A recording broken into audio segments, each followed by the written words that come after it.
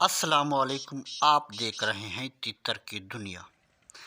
Viewers, شوق پالنا عشق لیلا مجنوں ہے۔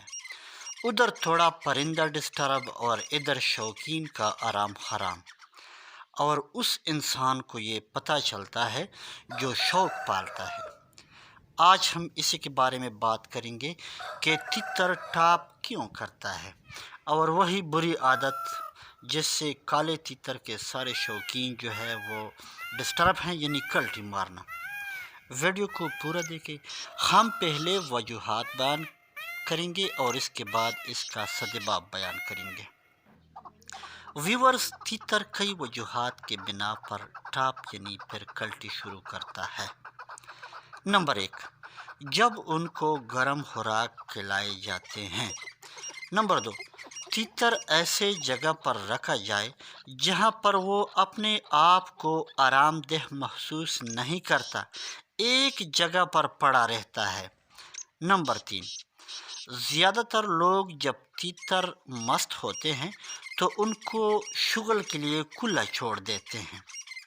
نمبر 4، تیتر ایسے تیتر کے ساتھ رکھا جائے جو یہی منحوس عادی ہو چکے ہوتے ہیں، کلٹی مارنے کے، ٹاپ کرنے کے، نوک بازی کے تاروں میں جو نوک مارتے ہیں اس کے عادی ہوتے ہیں، اگر اس کے ساتھ رکھا جائے۔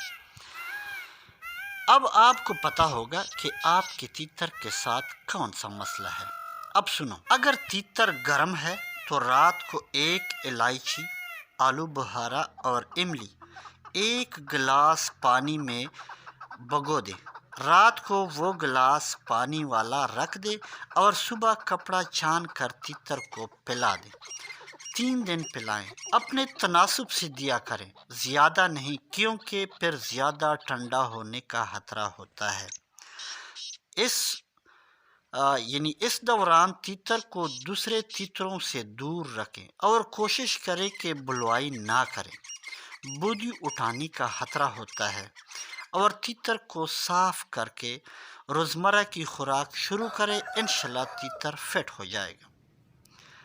زیادہ تر لوگ تیتر کو گھر میں لاتے ہیں اور پڑا رہتا ہے ایک جگہ پہ، سردی، دھوپ، پانی وغیرہ کا کچھ اتا پتہ نہیں۔ بھائی، تیتر کو آرام دہ جگہ پر رکھا کرو یا کنڈی لگا کے لٹکاؤ۔ دن کے تناسب سے جگہ کا انتخاب کریں۔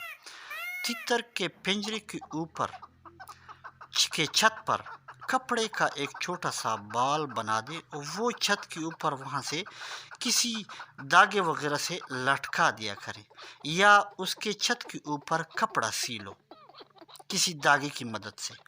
کوشش کرو تنگ پنجرے کا انتخاب کرو تاکہ وہ اوپر سر نہ اٹھائیں اور بار بار چکر یعنی تاروں کو نہ چھیڑیں۔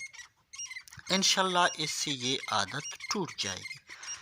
تیسری نمبر پر ہے، بار بار تیتر کو پنجرے سے آزاد کرنے پر تیتر بھی بار بار پنجرے سے، کیونکہ وہ تو مست ہوتا ہے، وہ بھی اس شغل کا عادی ہو جاتا ہے، وہ بھی بار بار جب بھی مالک کو دیکھتا ہے وہ بھی بار بار پنجرے سے باہر جانے کی فرمائش کرتا ہے، بار بار پنجرے کے تاروں میں چھونچ مارتا ہے اور آخر میں وہی بری عادت کلٹی شروع کرتا ہے۔